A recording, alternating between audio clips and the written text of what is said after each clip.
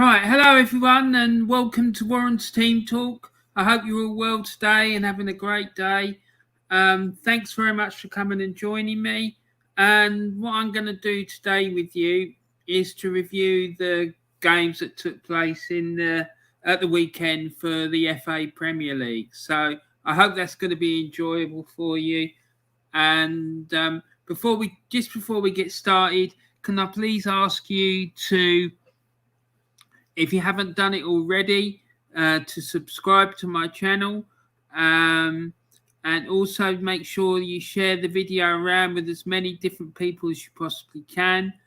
And also, if you can, please put a like on the video. That would be really, really helpful. Thank you so much. And so if you're new to the channel as well, I want to give you a really big warm welcome, and I hope you enjoy what I'm going to talk about today and you're going to find it interesting. So anyway, enough of me waffling on about nonsense and let's get on with it. So this weekend, I just found it a bit bonkers, really. The amount of penalties that were given, it was getting to like epidemic stage. It was almost like another epidemic had fallen on the country. There was penalties being awarded left, right and centre. And I have to say that I'm mystified how some of them got awarded. So anyway, I guess we'll come to that in a minute. Anyway, James Dunlop's put a comment in. Thank you a lot. Thanks a lot, James. Hi, Warren. I hope you're well. I'm guessing you've heard about the shambolic draw UEFA messed up in the Champions League draw, mate. It's almost as much of a bloody shambles as what my effort was to do a watch-along for it, because I was planning for a few days to do a watch-along for the Champions League draw, but I didn't get myself sorted out and organised. There's been so much bloody chaos going on here in the last week or two that I didn't get myself organised properly to be able to do it. And then this morning, I wonder when it's going to be. I went on the UEFA website and it was like an hour after it's supposed to have started. This was about 11:45, I suppose. I looked on the UEFA website and it had supposedly kicked off at 11. And now I hear they messed it up and they had to redo it again. I just find the whole thing an absolute shambles. Honestly, it's like, I remember years ago, I think it was the 1982 World Cup draw, and Scotland, right? They used to have six. Then it was a 24-team tournament, and they had 6 groups of 4, right? And the 6 seeded teams were the usual suspects. So you had Brazil, West Germany, Italy, host Spain, Argentina, and I think England was another one, right? So Scotland started off with West Germany, I think. Then they got taken out of that group and got put with who did they get put with?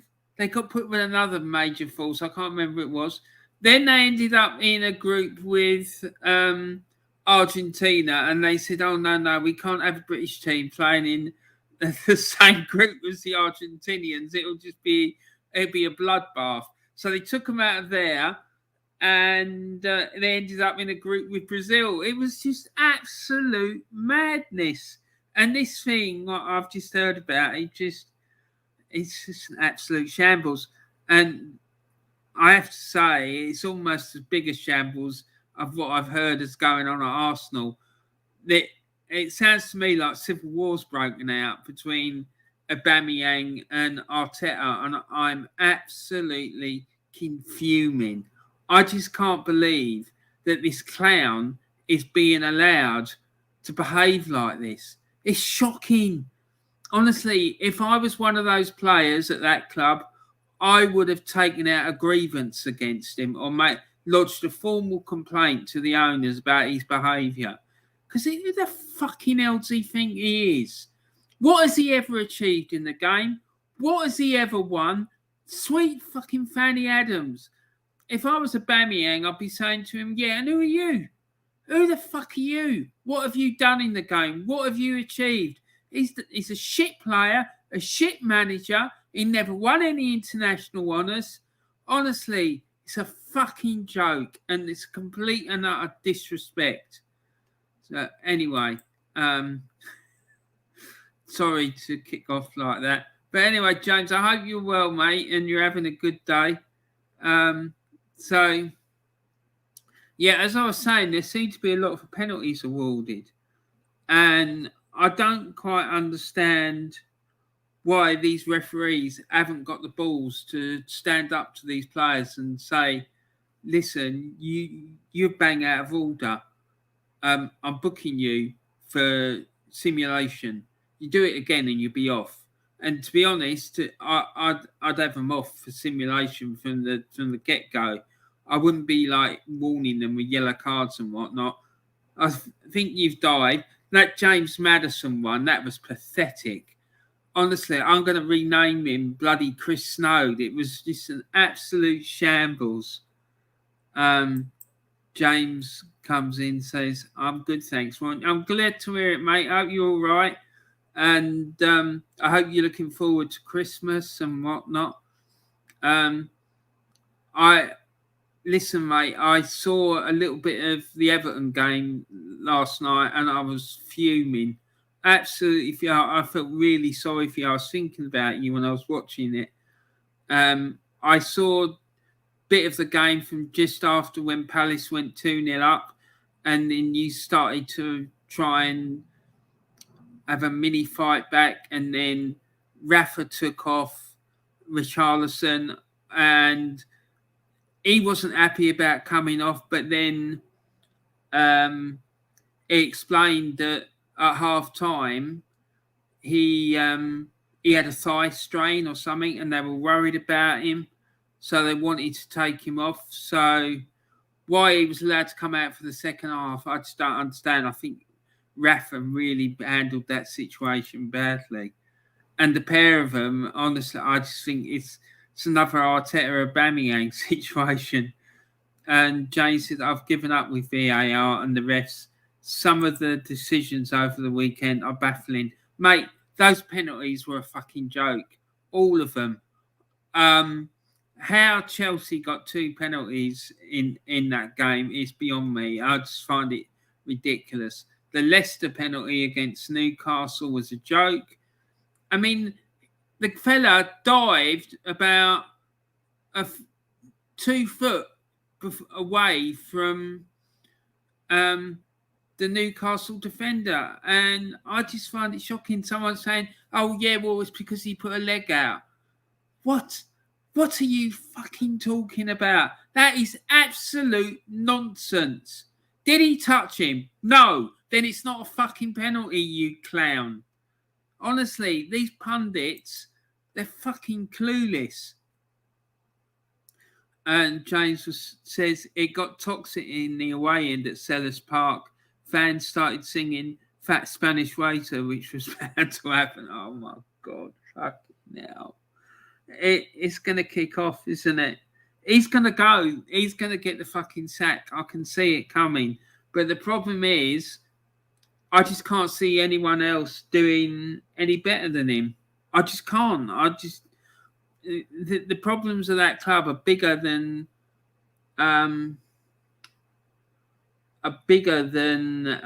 Rafa, and they really are. And well, that's what I think. From what you've told me, I think it's much bigger than Rafa, and I don't think changing the manager is going to solve anything. I think the decision to substitute the way that they handled Richarlison was a bit of a shambles. Rafa saying that they had a thigh strain at half time, and that was why they took him off when they did. Well, why did he come out for the second half then? It's a fucking shambles. And James is saying, I'd give the job to Duncan Ferguson, Mike Parry. He used to be on TalkSports. Wants Wayne Rooney to be manager. Mate, don't fucking touch Wayne Rooney with a barge pole. Look what he's done with Derby. It's a fucking mess. The club is in a mess. And he's made it worse. Yeah, Big Duncan would be a good shout. The thing with Big Duncan is that if they weren't doing what he wanted them to do, he'd have them up by the throat in the dressing room. I'm telling you, that man is a serious, dangerous individual. And I'm not just talking about his physical presence. I've heard stories from people that he knows people in the Dundee Underground, mate. And these people ain't to be fucking messed with. I'm telling you. I don't want Rooney. He's not ready for a job like us. He's not. It'd be like fucking putting Arteta in charge. It'd be a recipe for fucking disaster. You know, I don't know. I don't think it's a good idea to put ex-players in, because the thing is, then you'll have a situation like with the player. If it started going tits up, there'd be all these people coming out of the woodwork when it was going tits up saying, oh, well, you know, he's a club legend. You can't treat him like that. You can't kick him out. Stuff like that. You can't get rid of him. Even when it clearly would be the best thing to do, they wouldn't do it. So I just think it would be a bad move for Everton to appoint Wayne Rooney. Duncan Ferguson's slightly different because he's at the club already. Do you know what I mean? And I think he's got the right sort of characteristics as an individual to like get people working. Duncan Ferguson would get the entire fan base on side. Yeah, he would, but there's still the issues with Moshiri and all the rest of them, isn't there? Do you know what I mean? So, you know, it's all. If he comes in, is he going to get backed properly? No, that's the problem. Do you know what I mean? Do you know what, James? I'd really like to do you can say no if you want to. I'd really like to do a stream with you one day where we talk about the situation at Everton and you give your opinion about it, what you think the issues are, what you think needs to be done to put it right. Something like that. I mean, if you want to do it, I'm happy to facilitate it for you if you want to. But just let me know and tell me what you think. Yes, the board is the real problem still. Yeah, and from what you say, you've told me over the last period, that's what I think. You know, I've completely trust your judgment on it. And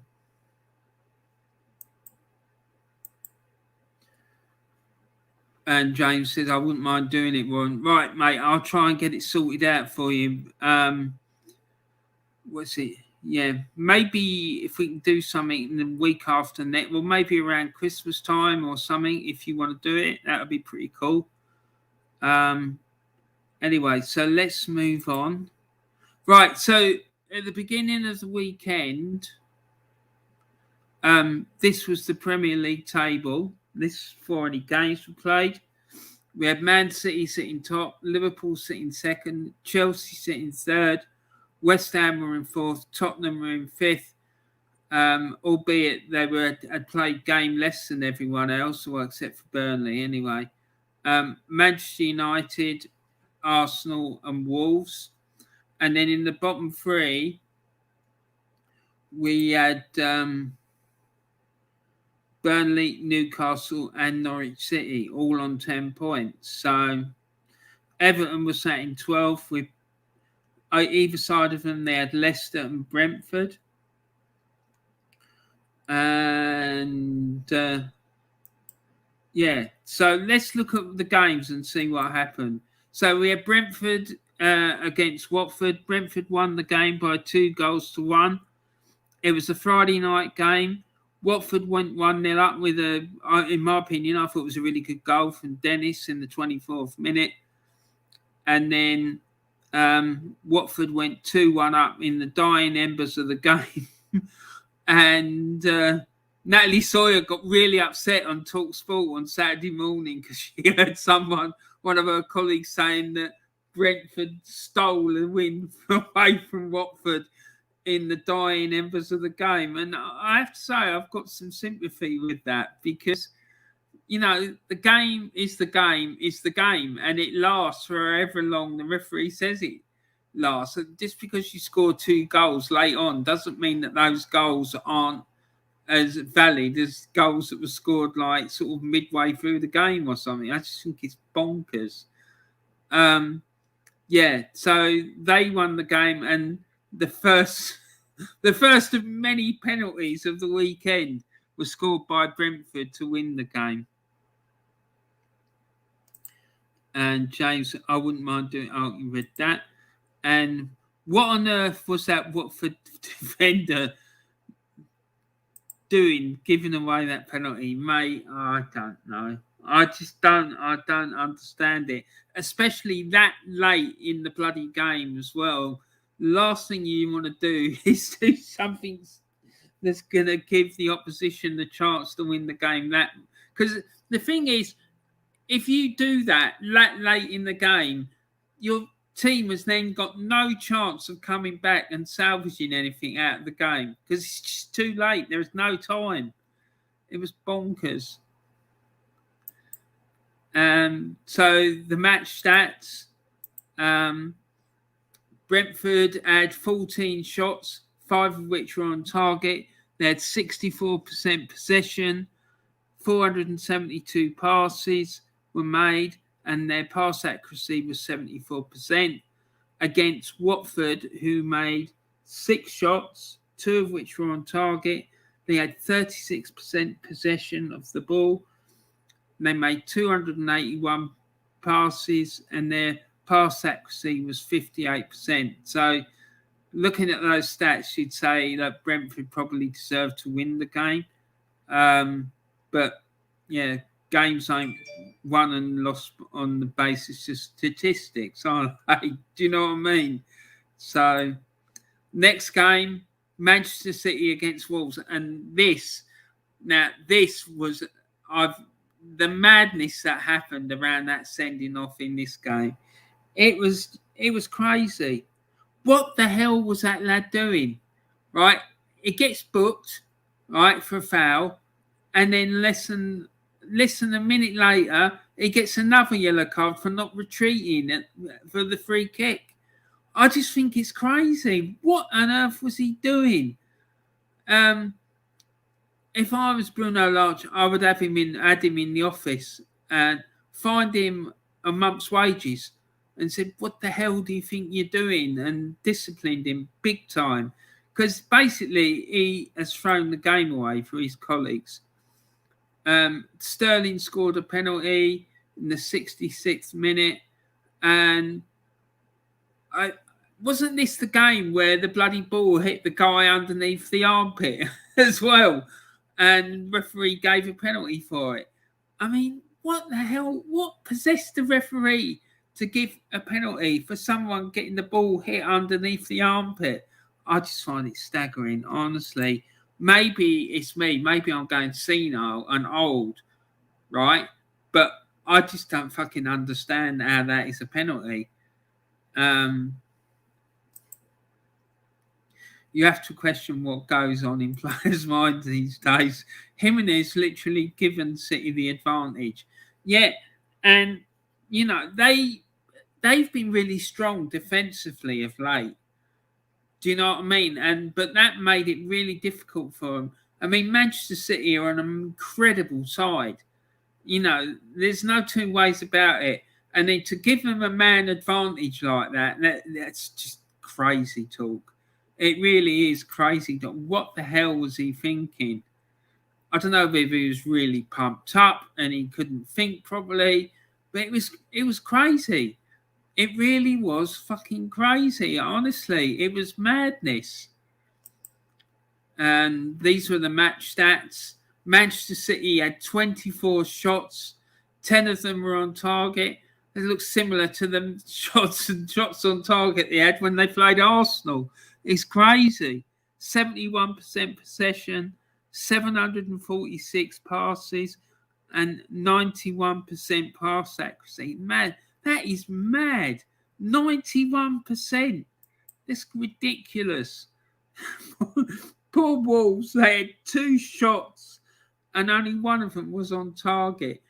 And they had 29% possession, 310 passes, but their pass accuracy wasn't that bad, really, 74%. But that's crazy, isn't it? It really is. Then Arsenal against Southampton. Arsenal won the game by 3-0, thanks to goals from Lacazette, Odegaard, and Gabriel. I have to say, in that first 20 minutes, that Arsenal were really fortunate they didn't concede like 2 or 3 goals, because Southampton started really strongly in that game. I didn't see it, as you know, because I was doing the match day live. But I remember, like, when we were doing it, seeing like the announcements come through the BBC website. Southampton have had this shot. Oh, they nearly scored there. Oh, they nearly had another one. Do you know what I mean? It was crazy. But it's good to see Odegaard score again. Good to see Lacazette on the score sheet. So in the end, it was a fairly comfortable routine win for Arsenal, but it wasn't at the start of the game, that's for sure. And James says City still keep on winning even though they're without a top striker. Yeah, it's crazy, isn't it? I don't understand it. I really don't, James. I just think, can you imagine what they would be like if they'd signed Harry Kane? They would have, I reckon they would have doubled the amount of goals that they've scored. It would have been, they would have been putting 5s and 6s away every single week. Christ knows what they would have done to us at the Etihad if they'd had Harry Kane, because he loves scoring against Arsenal. So yeah, it would have been crazy. A game you should be winning, and you did win. Exactly, James. Someone talking some sense about Arsenal at last. I just get so frustrated with it, James. I just can't bear all the amount of crap that I hear people talking about this club. It just frustrates me so badly. I shouldn't take any notice of it and just turn a blind eye to it, but I can't. It's my club. Do you know what I mean? But yeah, it's like all those other games we had when we went those 10 games unbeaten. It's a game that we should have won, and we did. So I don't see why we should be getting hyped up about it, because it's nothing extraordinary. If I'd seen Arsenal win 3-0 against Liverpool or against Manchester City or United or Chelsea, it would have been a different kettle of fish, but the scoreline would have been the other way round if we played them. I'm sure they would have put 3 past us and we'd not scored. Do you know what I mean? So, no. I 100% agree with you, mate. And you hit the nail right on the head. Square, right smack bang on the head with that one, mate. And match stats for this game. Arsenal had 15 shots, 5 were on target, 62% possession, 507 passes, and a 79% pass accuracy. And Southampton, they had 11 shots, 6 were on target, with 38% possession, 320 passes, and 74% pass accuracy. So their shots on target ratio was better than what ours was, really, even though they had far less possession than what we did. So that tells its own story. It shows that they were very efficient with the possession that they did have. So fair play to them. It's just that they couldn't convert. I know they were missing Shay Adams and whatnot, but he's not the most prolific striker in the world by any stretch of the imagination. But he is a handful. Then Chelsea and Leeds, this was another one where there was mad refereeing decision. I just can't understand what goes through these referees' heads when they're reffing these games. I don't know whether they want to be the star, whether they want to be, it's me, I'm the referee, I'm the big star, all this sort of carrying. I just don't get it. I don't. I'm struggling to see why both of Chelsea's penalties were given. I really am. I just don't understand. I know that I'm not a big Chelsea fan, but even so, I struggle with it. I'm really struggling with it. And I think Leeds have been doing... This game shows to me that Leeds are starting to pick up a bit of form. Even though they lost the game, I thought they did really well in the match. I really do. And what I really liked was at the end, the passion I saw from them when it all kicked off. The players confronting each other. You might remember on Saturday I was referring to the 1970s when Chelsea played Leeds. Jesus, those games were like war, and literally a war. And the two clubs, they went in on each other big time. It was a madness. And James Donlott says, are the refs copying Mike Dean trying to be a star? I remember Garth Crooks ranting about this years ago.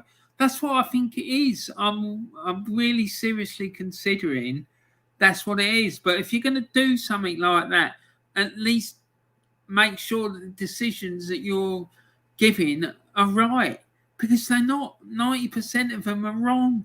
They're useless. That's why our referees struggle to get big matches on the continent, for Champions League and Europa League games, or we don't get any referees going to the World Cup and whatnot because UEFA and FIFA, they don't trust our referees.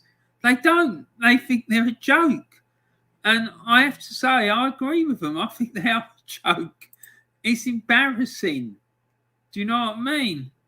And everyone in Europe thinks that they're a joke. One of my best mates, my mate who was my best man at my wedding, he was an ex-player with Valencia. He used to play for Valencia's reserves, and he's kicking off of me about English referees. He also thought Steve McManaman, the ex-Liverpool player, went to Real Madrid, was terrible. He thought he had absolutely no technical ability whatsoever. And I said to him, are you mad?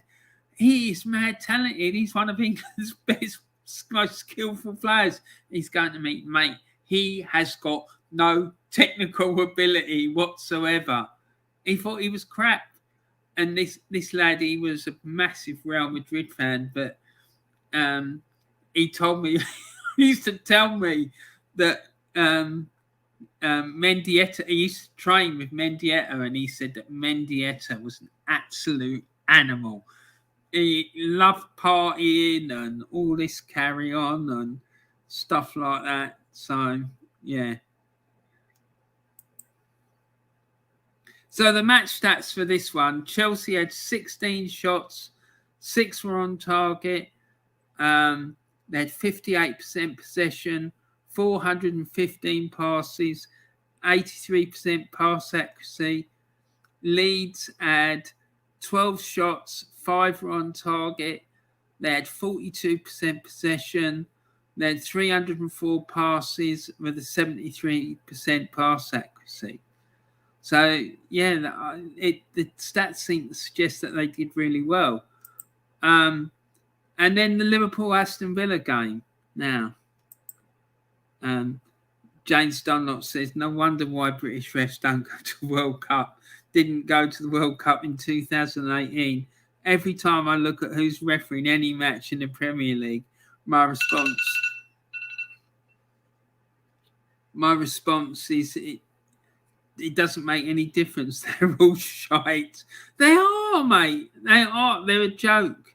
And I'm convinced that the referees here, they interpret the rules differently to the referees in Europe. To me, I sometimes used to think, have they got a different rule book?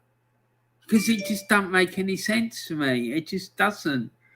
Like, but yeah, what do I fucking clueless? So I don't know.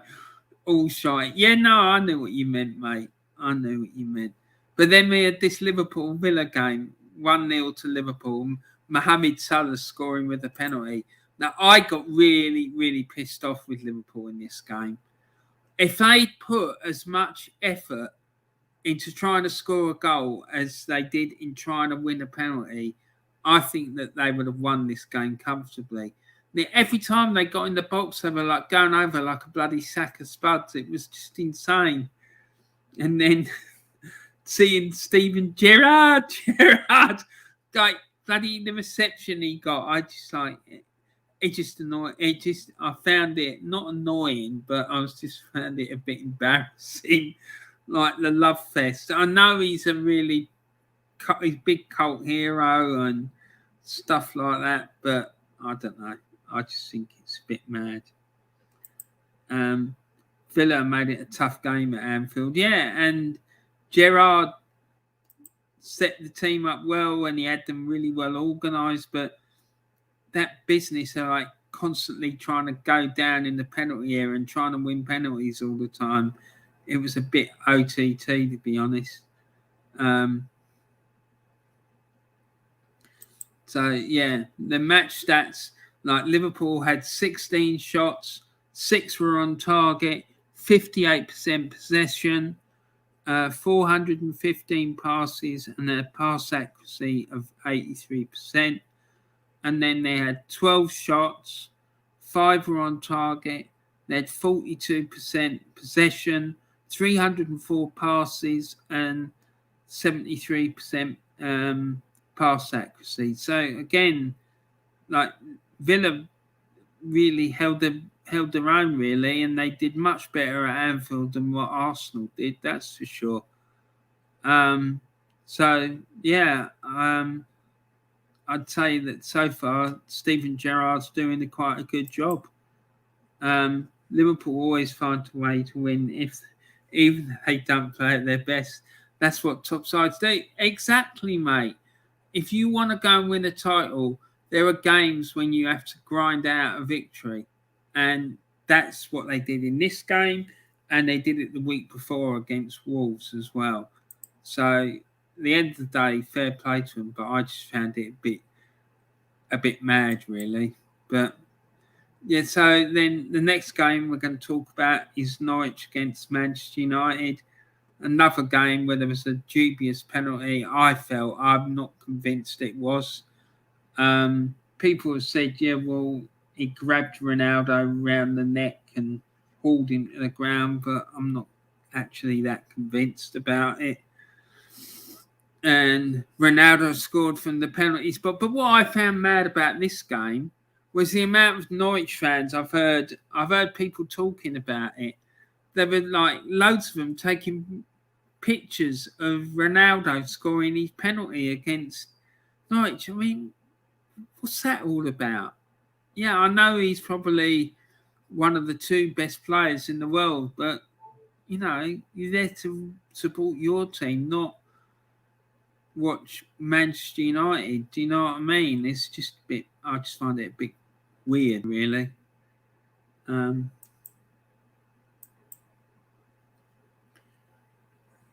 So yeah, so Norwich, they huffed and they puffed, and but they didn't really ever get near to blowing United's house down. That's for sure. You know, and that Pookie, I don't know. He tries hard, but I just don't think he's got enough quality up with his finishing to you know be a striker that's going to help Norwich to avoid relegation. I'm just not convinced with him now. Do you know what I mean? James says Norwich were unlucky on Saturday. They were all well organised, but they lacked quality in the final third. Exactly, that's what I mean about Pukki and his finishing. For me, the penalty was a penalty. I can understand your reason why the penalty was dubious. So, yeah, no, I did think it was a bit dubious. Not as dubious as some of the other ones, though, I have to say. Particularly that one that James Maddison got for Leicester. That was just ridiculous. But, yeah, I mean, it was a bit mad. But, yeah, I just think if Norwich had a more lethal striker up front, I think they could have probably got something out of this game. You know, and I'm not 100% sure that Pukki's the man really, because he seems to be their talisman. That's the impression I get. Whether that's the case or not, I'm not really sure. But I don't know. I just don't think he's prolific enough in front of goal. And I think that's what's missing. That they, like you said, that they created lots of chances, but they weren't able to finish them. Yeah, so they had 11 shots, 5 were on target. They had 47% possession, 440 passes, and 77% pass accuracy, which was sort of seemed to be fairly average over the weekend for the teams. A lot of teams had that sort of level of pass accuracy, except Manchester City, of course, who had 91%. That's just insane. United had 13 shots with 5 on target.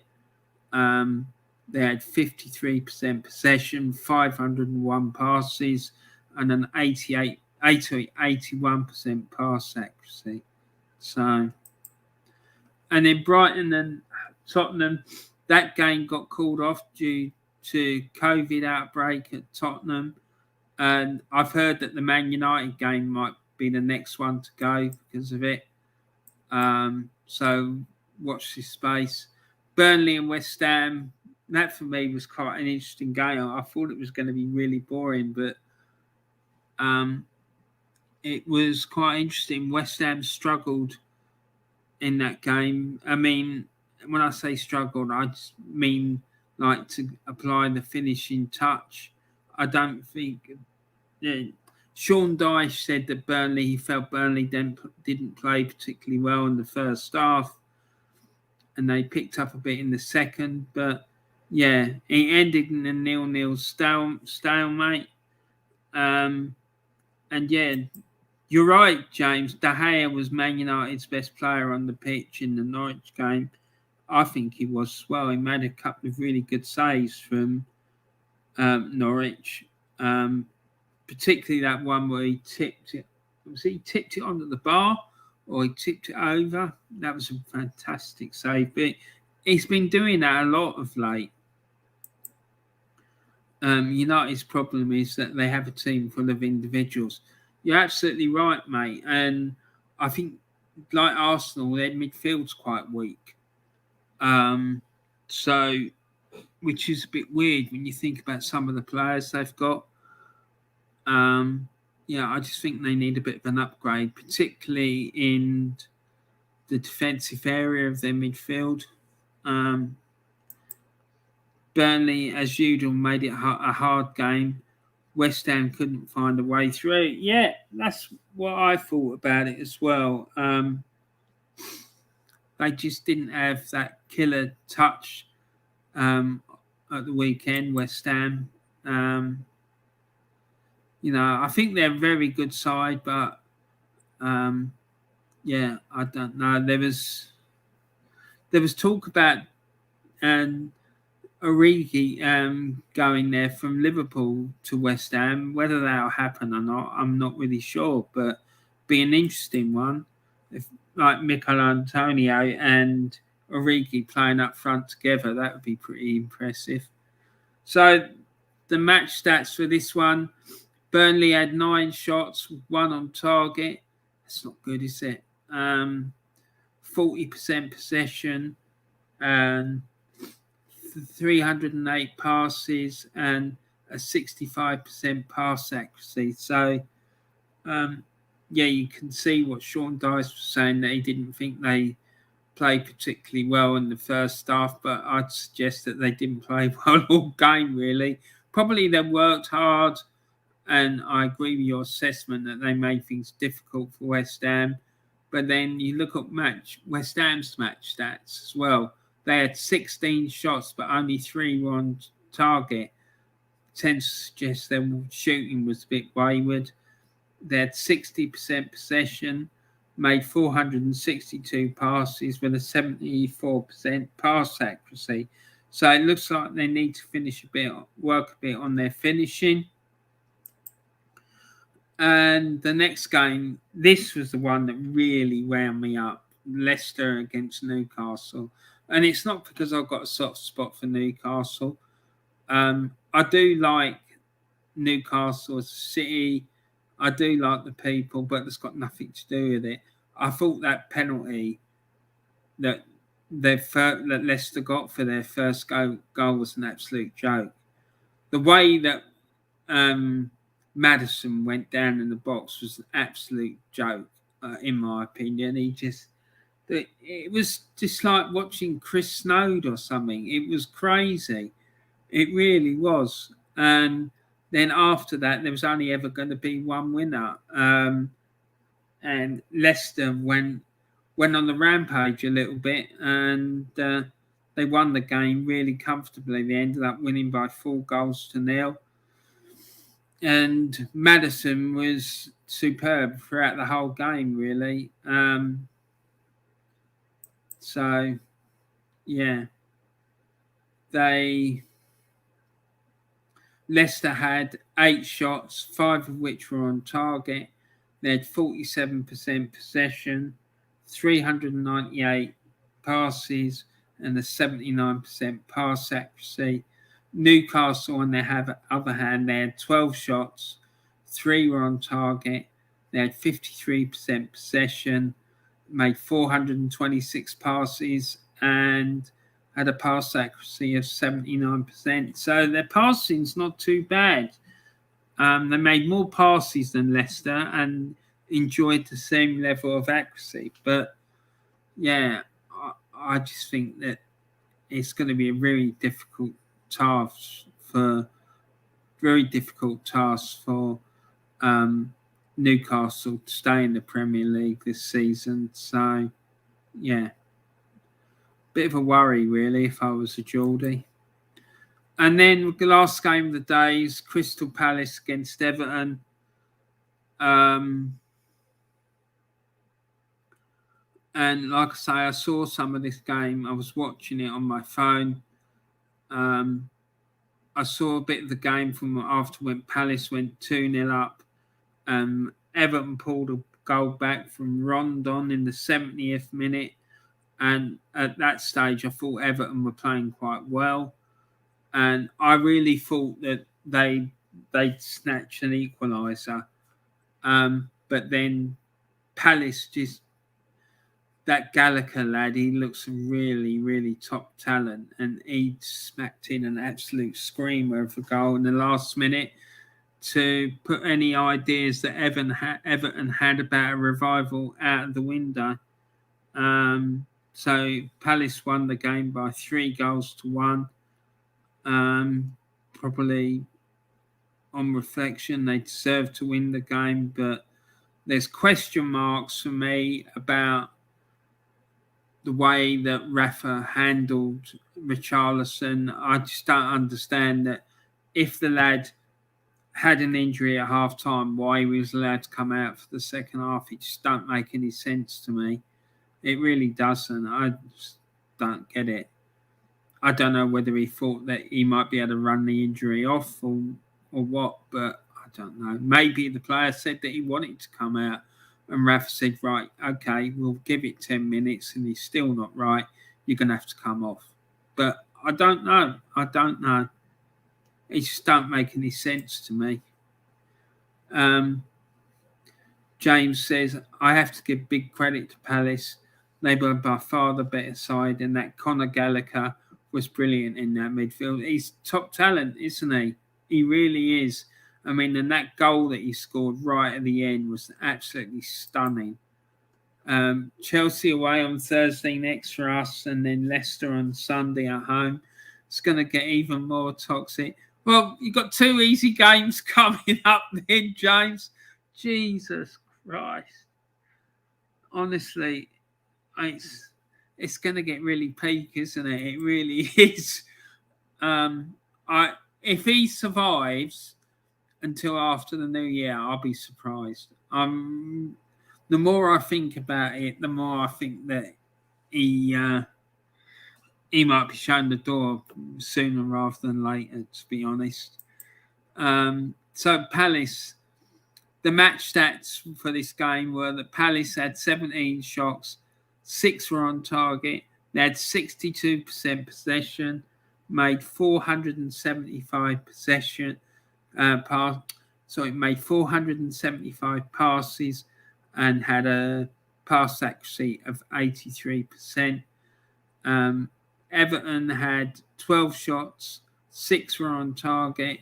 They had 38% possession, and they had 301 passes and a pass accuracy of 70%. And I have to say, when I was the bit of the game I did see, and they went on to the Everton crowd a few times, and the poor fans in that away, and they looked really fucking pissed off. And I have to say, I don't blame them. I mean, it's hardly surprising, is it? But yeah, I just think it's going to get a bit mad. It really is. So at the end of the weekend, this was the league table. Manchester City still top by 1 point from Liverpool, and then Liverpool are 1 point ahead of Chelsea, and then there's a bit of a gap opening up between the top 3 and the rest. Chelsea are 8 points ahead of West Ham in 4th. Manchester United are in 5th with 27. Arsenal a further point behind on 26. And then Tottenham, they've got 2 games in hand, and they are 1 point behind Arsenal. If they win those 2 games in hand, they will go up to 4th. Leicester are in 8th. Wolves are in 9th. Brentford in 10th. Brighton in 11th. Palace are in 12th. Villa in 13th. And Everton in 14th. And then the bottom 6 is Leeds, Southampton and Watford. And in the relegation zone, you've got Burnley, Newcastle and Norwich.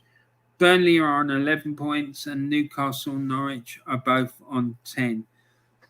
So the bottom 3 are 2 points adrift of at least 2 points adrift of safety. And in Norwich and Newcastle's case, they're 3 points adrift, but they've got far worse goal difference than the team who are 4th bottom, which is Watford. I think the Chelsea game will be his last game, because the board want a toxic atmosphere. But does the board want a toxic atmosphere at Goodison on Sunday? Mashiri has a big decision to make. Yeah, he does. He does, James. You're 100% right. And if Everton get absolutely spanked, I could see him pulling the trigger.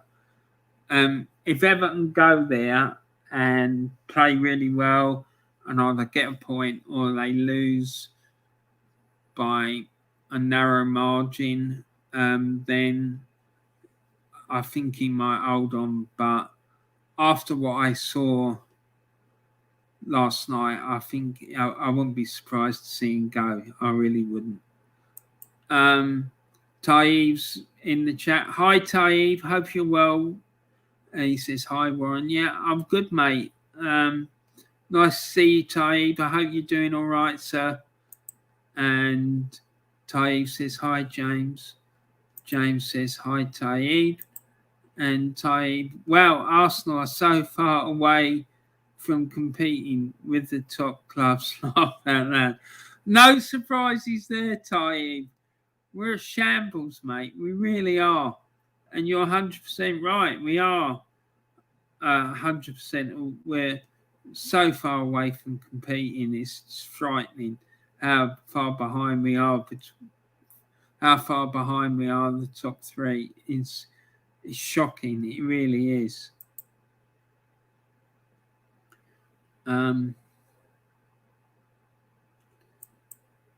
So let's have a look at the predictions table. So my predictions for this weekend, I had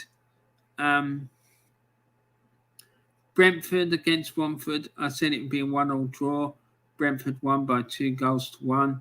I said Manchester City would beat Wolves by 3-0, and the game ended in a 1-0 win for Man City. I said that Arsenal would win by 1-0, and the game ended in a 3-0 win for Arsenal. I said that Chelsea would win by 2-0, but they defeated Leeds by 3-2. And in the Liverpool game, I said Liverpool would win by 3-1, and they actually won by 1-0. And then Norwich against Manchester United, I said United would win by 2-1, and United won by 1-0. I said that Brighton would lose by 1-0 against Tottenham, and the game got called off. And then Burnley lost by 2 goals. I said that Burnley would lose by 2-1 at home to West Ham, and the game ended in a 0-0 draw. And then I said Leicester would win by 2-0, and Leicester won the game by 4-0, in fact. And then finally, the last game of the weekend, I said that Palace and Everton would draw 1-1 at Selhurst Park, but in fact, Palace won by 3-1. So there you go. So this week, the winner with 13 points was James D. He got 13 points. That moves him up to 105 points in the table.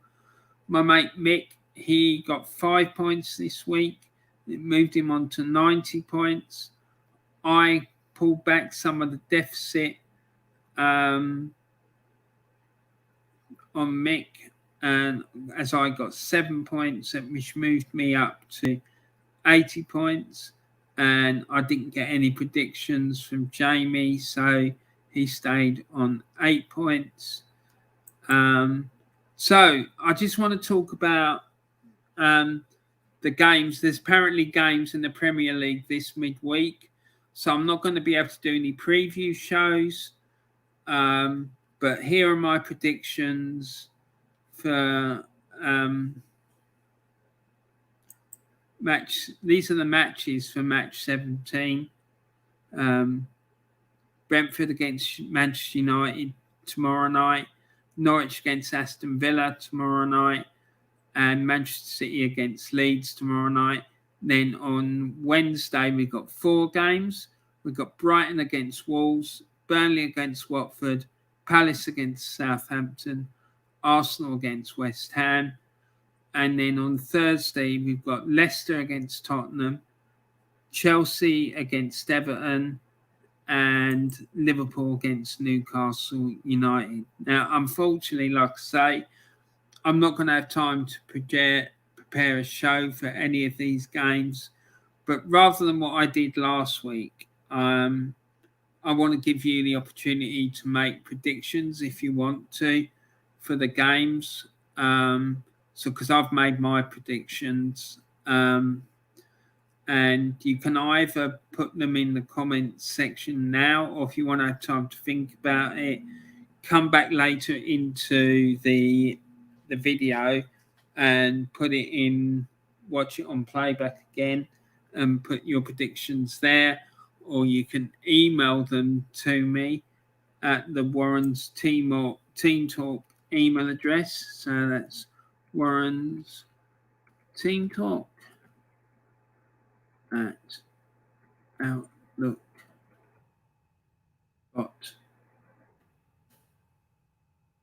So if you want to do that, you can do that. These fixtures are also on the Warren's Team Talk Facebook page, which I put a link for that in the description of the video as well. But yeah, so this is my predictions for the games that are coming up this midweek. I'm going for Brentford and Manchester United to draw 1-1. I'm going for Norwich and Aston Villa to draw 1-1. I'm going for Manchester City to beat Leeds 2-1.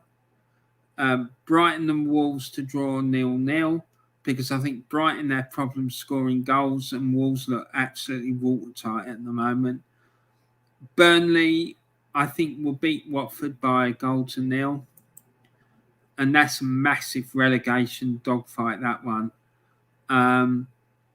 And then Crystal Palace against Southampton. I think Palace will win that by 2-1. Arsenal against West Ham. I think we're going to lose that game by 2-1. Leicester against Tottenham. If the game goes ahead, I think it'll be a 2-2 draw. Chelsea against Everton. Sorry, James, but I think Chelsea are going to give you a bit of a thumping. I think it'll be 3-0. And Liverpool against Newcastle. At one point, I was toying with the idea of putting 5-1 for this one, because I think that Liverpool will rip them to pieces, to be honest.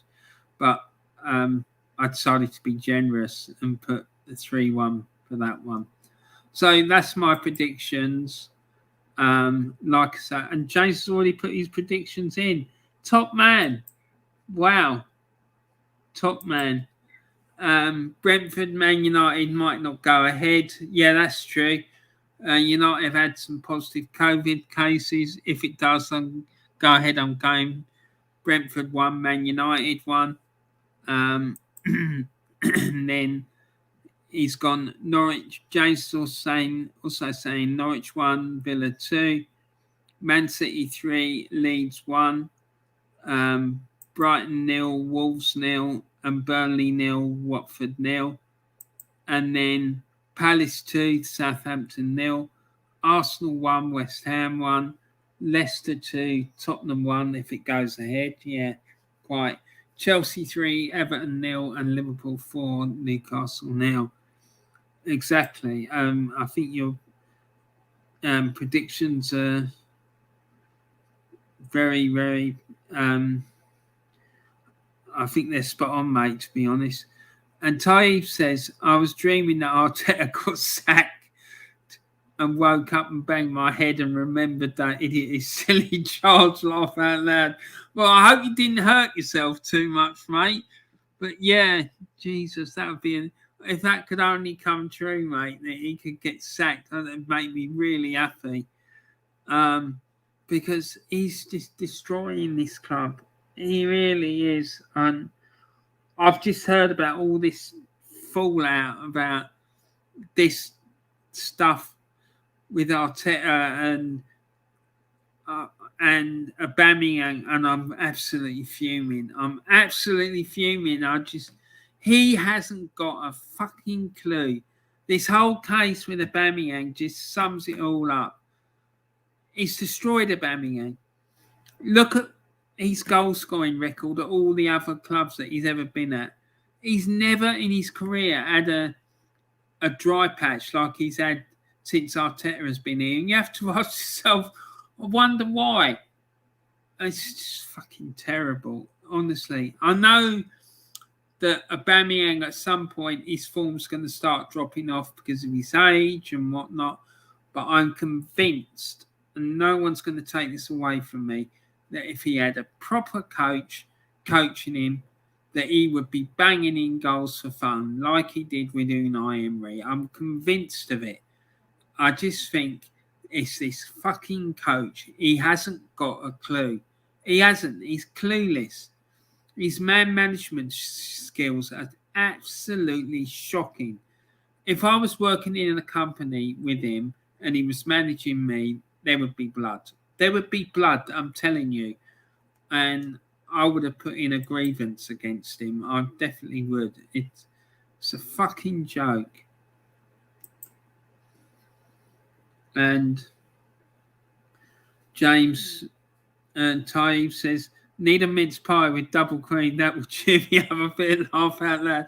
Yeah, and a nice drop of whiskey wouldn't go amiss, I would say.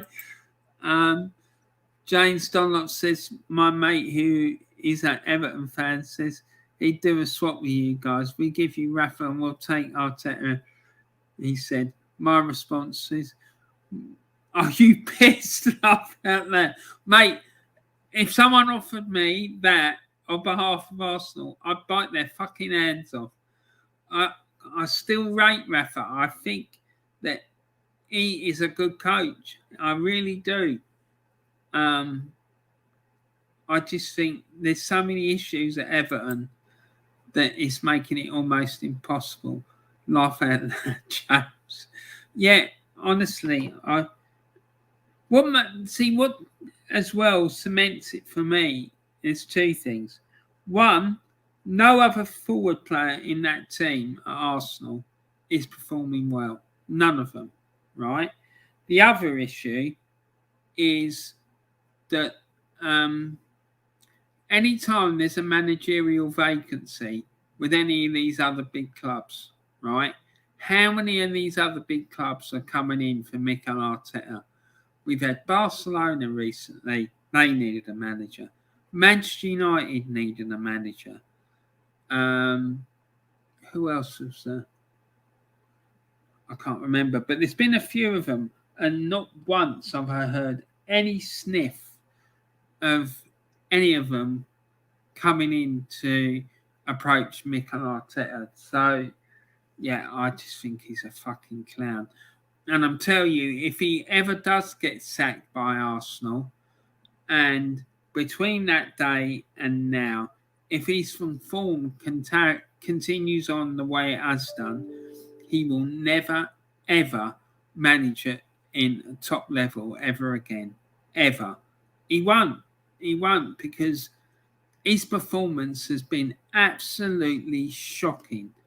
It really is. With those players that he's got at his disposal, and he's got club performing like that, it's a joke. It's an absolute joke. Anyway, so I just want to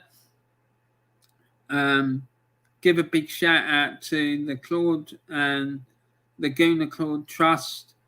Fantastic charity that enables people who wouldn't necessarily have the opportunity to go and watch football, the opportunity to go and watch a game at the Emirates in like one of the top and the most expensive parts of the ground, and particularly for those who are disadvantaged, maybe who have disabilities or children or stuff like that. It's a very well worthwhile trust, and something that Claude felt very passionate about, I believe. So yeah, I definitely encourage you to go and check out their work. The website, the link for their website is in the description of this video.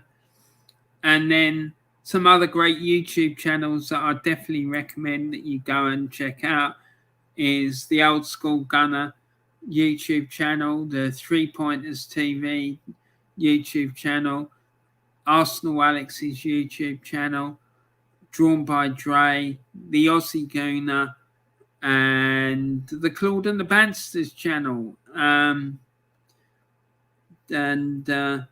All of these channels are really, really good, and particularly if you're an Arsenal fan, they do really good content, and I recommend all of them. You won't be disappointed, particularly the Claude and the Bansta's channel, because it's great entertainment, and whenever the two presenters get on together, it's always a massive tear-up between the two of them.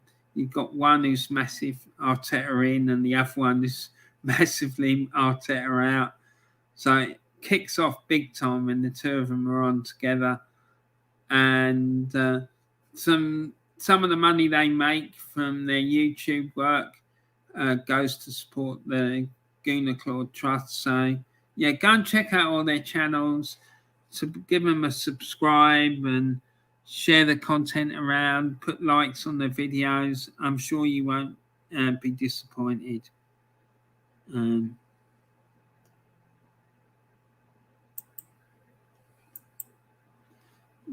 James Dunlop says, "You sure, Ron? I think my club might give him a chance. This is the next player of ours as well." Mate, listen, I honestly, I can't, I don't think even the board at Everton would give him a job after what he's done at Arsenal. Mate, can you really see the Everton fans putting up with that football that we have to put up with? Like the boring, negative, slow, sideways, backwards, sideways, backwards football. It's awful. It really is. Do you know what I mean? It really, I just can't see the Everton faithful putting up with it. Not when I remember like the great team that you had in the mid-80s, you know, with Kevin Ratcliffe, Neville Southall, Bob Latchford, Kevin Sheedy, and all the rest of them in that great team. And just I comment, Ty, that's hilarious. What does a pervert frog say? Ribbit. Exactly. Yeah, I just can't see the Everton fans putting up with it. I think there would be bloodshed, mate. I really do. But yeah, there you go. So, well, that's the end of the show, guys. I hope you enjoyed it. I certainly did. Thanks very much for coming and tuning in and chatting with me and reviewing the games. Certainly was a mad weekend and some very dubious penalty decisions, that's for sure. That's why I had that slide at the beginning going on about the penalty kick weekend. So James put a comment in. If Arteta was given the job, the reaction would be mixed, but not in an angry way like the summer when Benitez was given the job. You wait until he starts employing those negative tactics. I'm telling you, mate, they'll kick off. Yeah, you can. If you want, Taib, email me to the Warren's Team Talk, your phone number, and I'll send you a message if that's all right. Because I don't want to put my phone number on here. But if you email me to the Warren's Team Talk address, it's on. I put it in a little while ago in here. So yeah, if you email me your number, I'll add you to my contacts, and you can. If you email me your phone number, yeah, there it is. If you email me your phone number, I'll add you to my contacts, and then I'll send you a message, and then we can take it from there, mate. I hope that's okay for you. I promise you I'm not a nutter or anything like that. Cool, I'll do that, says Taib. Right, okay, guys, I'm going to wrap it up now. I hope that you've enjoyed it. I hope you have a good rest of your days. Please stay warm and dry and safe and everything. And have a great rest of the day. And thanks very much for tuning in, Taib and James. I really do appreciate it. And I just want to thank everyone else who's watched this, who's going to watch this on playback as well. I really do appreciate it. And I'll be putting another video out soon. I'm going to talk about the Arsenal Southampton game for a little bit, but most of it is going to be about the this Arteta Aubameyang thing. So yeah, that'll be interesting because I'm fuming. If I do it now, I'm gonna go ballistic. So James Donlott says, "Cheers, Warren. Take care, mate. See you, Taib. Take care." And James Dunlop said, "Smash the likes and subscribe to Warren's Team Talk, guys." And James, I'm going to sort out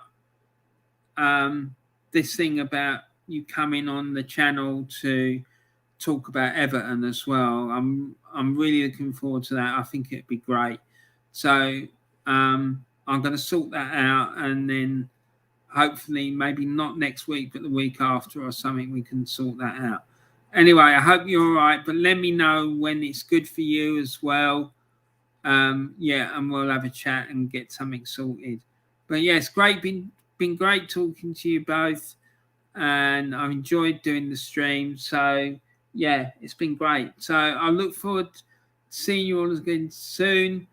Please don't forget to put a like on the video. Please don't forget to subscribe if you haven't done so already. And please remember to share the video around with anyone that you potentially know you think might enjoy watching it. And yeah, thanks for watching, and I look forward to seeing you all again soon. Take care, guys, and have a great rest of your day.